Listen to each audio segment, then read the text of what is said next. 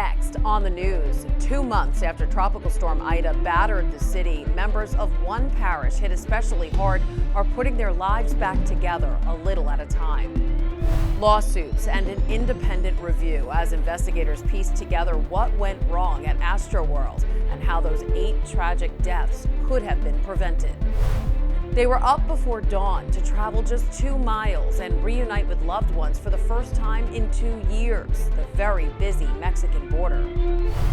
Plus, a teacher's lessons 40 years later, a heartfelt reunion as former students reach out in a time of need. It exemplifies the true value of a Catholic education. I'm Christine Persichetti. Currents News starts right now.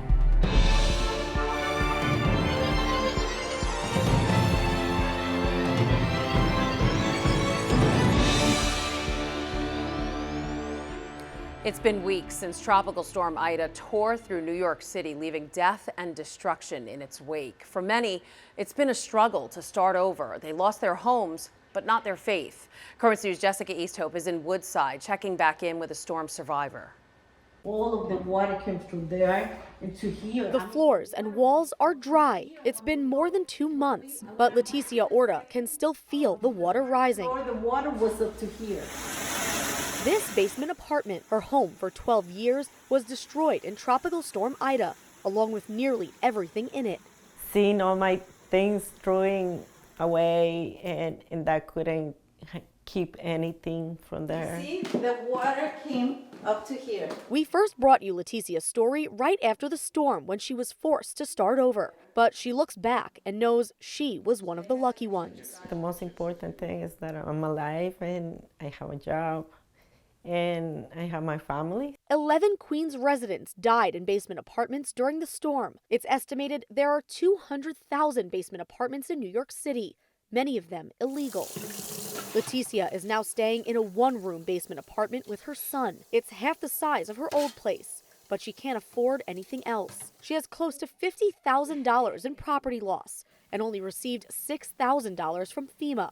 And rents in her area are skyrocketing. I can't do this. I mean, I'm not going to be working just to pay rent. Catholic Charities Brooklyn and Queens gave Leticia a table set, and her parish, St. Mary's Winfield, also offered help. She says the support alone of her pastor and fellow parishioners is more than enough. It's keeping her faith strong at a time when she needs it most. My faith is on God. And even if it hurts, I know that I'm going to be okay. Leticia plans to stay put for now until she saves enough money to replace her things, remaining grateful for the things she can't replace. In Woodside, Jessica Easthope, Currents News.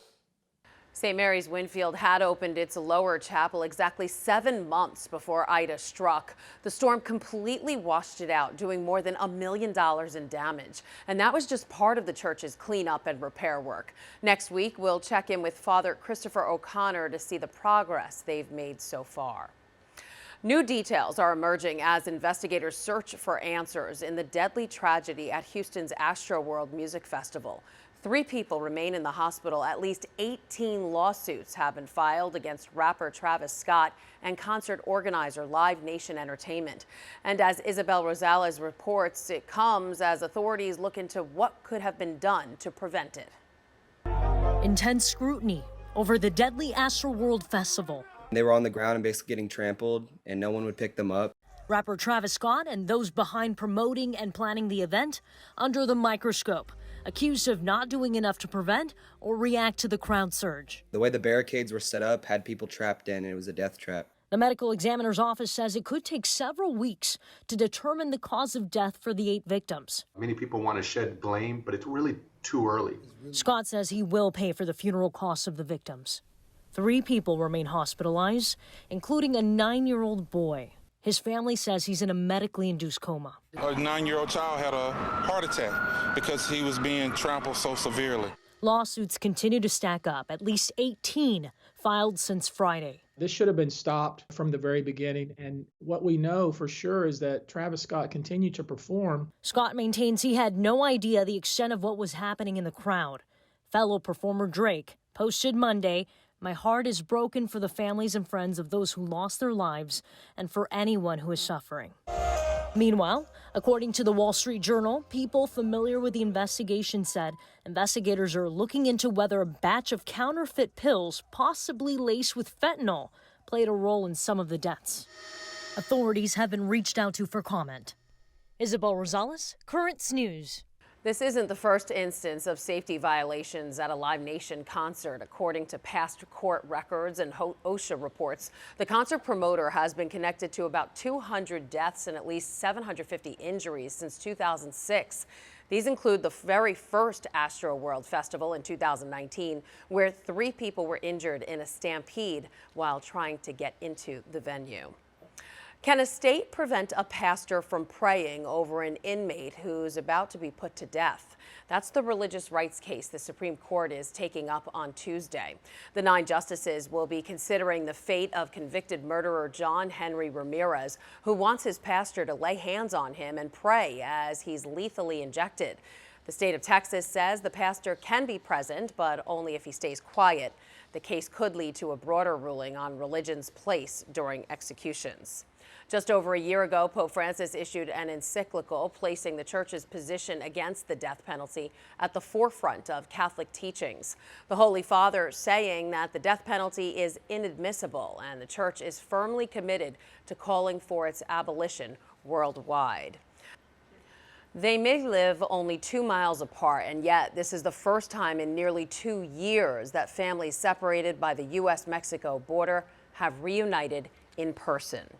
The wait, just a small price to pay to be able to hug and hold the loved ones many missed so badly since this pandemic took hold. Vanna Castillo reports from the sister cities El Paso and Juarez, where she witnessed the emotional reunions. We've been seeing people crossing over from Juarez here at the Zaragoza Bridge, and every person I've spoken with say they're grateful. Some saying they haven't been in the country for almost 2 years and say this is a moment they won't forget. Gracias a Dios, aquí estamos.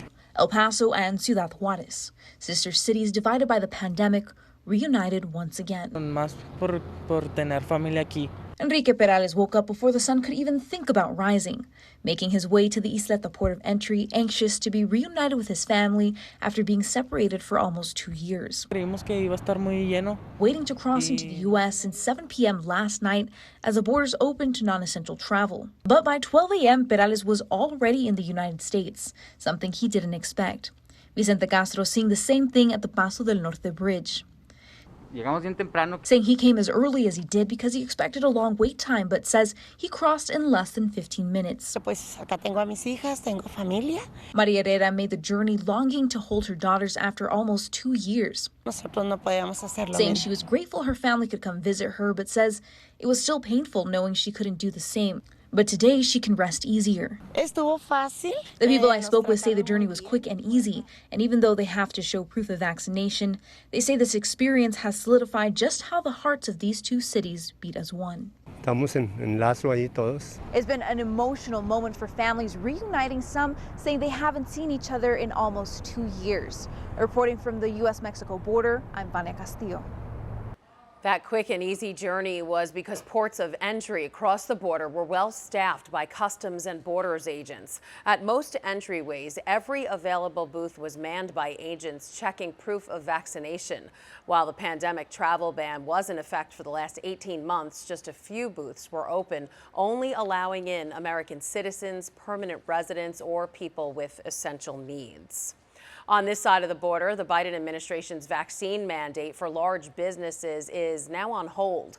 A federal judge put a freeze on the law, which would have forced employees at companies with 100 workers or more to show proof of vaccination or get tested weekly starting January 4th.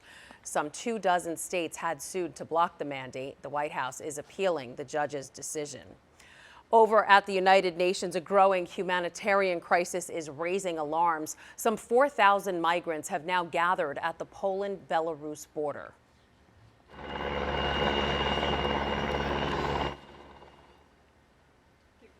The migrants have set up makeshift camps in the freezing conditions, while some 14,000 Polish soldiers, police, and border guards stand watch.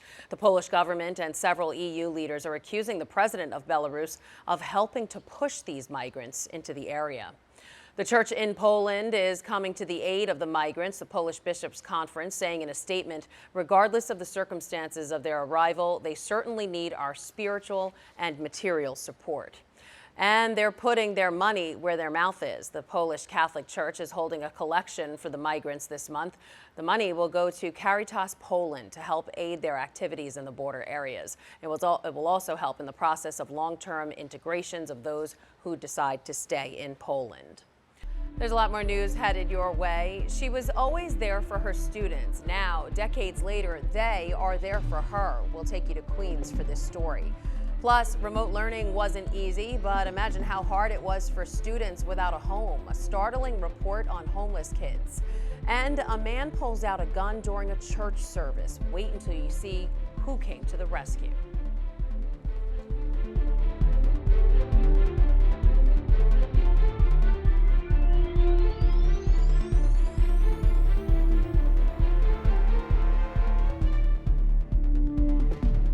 There are now some big changes to the tablet website.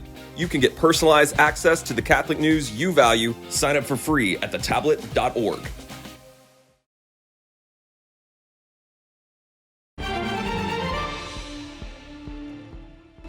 The best teachers impart lessons that stay with us our whole lives. Some former students of Sacred Heart Catholic Academy making that clear by lending a hand to a teacher who did so much for them.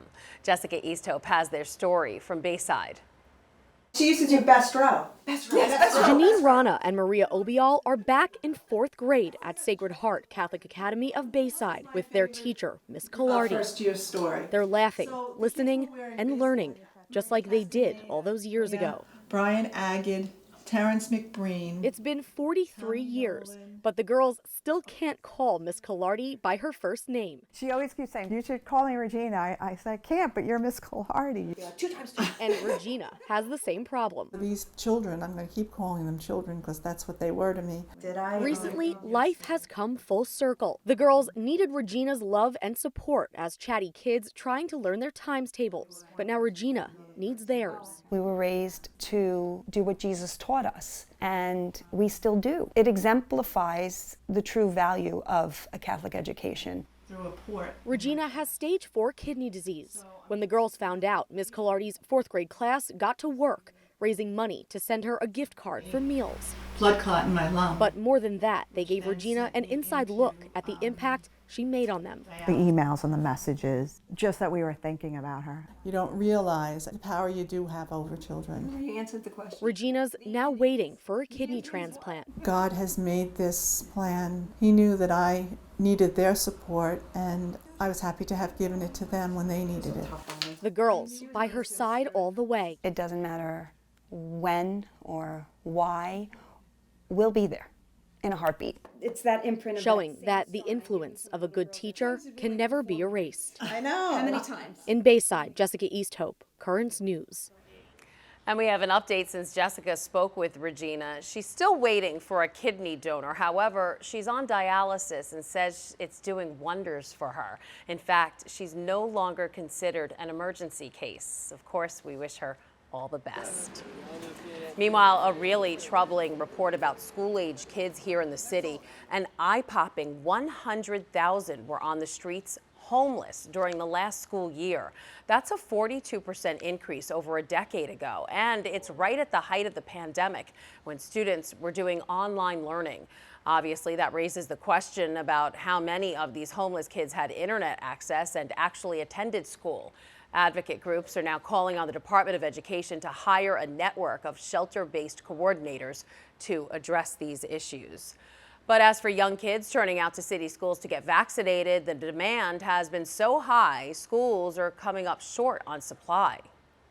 So we see that parents are coming out, getting their kids vaccinated. We expect this to grow a lot in the coming days. Some 4,500 kids ages 5 to 11 were jabbed on Monday alone, so now the city is looking to add more mobile vaccination units to school campuses. The city says so far about 4% of New York City kids in this age group have been vaccinated. Here in the diocese, Catholic schools are encouraging staff and students to get vaccinated, and if need be, officials can request a pop-up vaccination clinic on a school-by-school basis. At this point, no clinics have been set up. Families can go to nyc.gov/vaccine finder to find a site. Just make sure to search for Pfizer 5 through 11. You can also call 877-VAX4-NYC. And Pfizer is expected to seek emergency authorization for its COVID booster for all patients 18 and older. So far, the FDA has already authorized the booster shot for people 65 or older and for those with underlying health conditions. Now to a story you can only catch in the Tablet newspaper. The nation's largest Black Catholic fraternal organization is looking for new members, and their recruitment drive is already in high gear here in the diocese. The Knights of St. Peter Claver are currently in the process of securing charters for 2 new councils in Brooklyn and Queens, adding to the 2 already existing councils in the diocese. Altogether, the Knights have 300 councils and courts in parishes across the U.S. November is Black Catholic History Month, so now is a great time to join the ranks. If you'd like to join the Knights, just head on over to kofpc.org and click Join, or visit your local court and council for more information. There's no secret behind the Knights of St. Peter Claver's growth. You can read all about it in this week's edition of the Tablet, where you can learn more about the organization from new and existing members alike. All that and more in this week's Tablet, so pick one up. And you could also subscribe for home delivery of the paper on thetablet.org. Meanwhile, in Tennessee, parishioners are thanking God for watching over them. On Sunday, a man started waving a gun during the service at Nashville Light Mission Pentecostal Church. It was all caught on camera, and wait until you see who made the unbelievable save. It's the moment this church service came to a halt. It reminded me how David defeated Goliath. I would say that was most of the same strength that God put into our pastor. The church pianist witnessed the whole thing. I was shocked. I was like, is this really happening? He was sitting at the piano, his pastor praying in front with church members, when Desiree Baganda walks toward the altar with a gun in his hand. My pastor was standing here, and then he walked, took some more steps, and make sure he's not looking at him. And then he opened the door, pretending like he's going out. And then he kept an eye on him. And then as soon as he saw him that he was not looking at him, he went quickly, pushed a chair, and then he grabbed him. And then they all fall on the ground right there. The second they hit the floor, other church members stepped in to keep the gunman down, away from the weapon, until police arrived. I was trying to tell everybody to clear, to get out, because it was not safe. Baganda isn't a stranger to this church. He visited in February and disrupted service when he was there. They warned him at first. They said, what you're doing is not right. You're interrupting the service. He says Baganda never came back until yesterday. And when he came back yesterday, he seemed different because he had dreads before, and then he came back without dreads. He was calm. He was very calm. He was sitting the whole time. A scary experience, but one he says ended in the best way, with everyone leaving church safe and unharmed. I would say that God gave us everyone strength to just calm and not to worry, just like the word of God that we heard beginning of the service. Church leaders are now talking about how they could boost security, but the churchgoers say thanks to their brave pastor, they have no fears about coming to Mass next Sunday. Still to come on Currents News, from a hero pastor to some hero students. Yeah, I said, without a miracle, he is not going to live. A miracle and some quick-thinking high schoolers. They got a lesson in life-saving. Plus, it's not Thanksgiving yet, but we're already in the Christmas spirit when the beloved Rockefeller Center Christmas tree will arrive in New York City.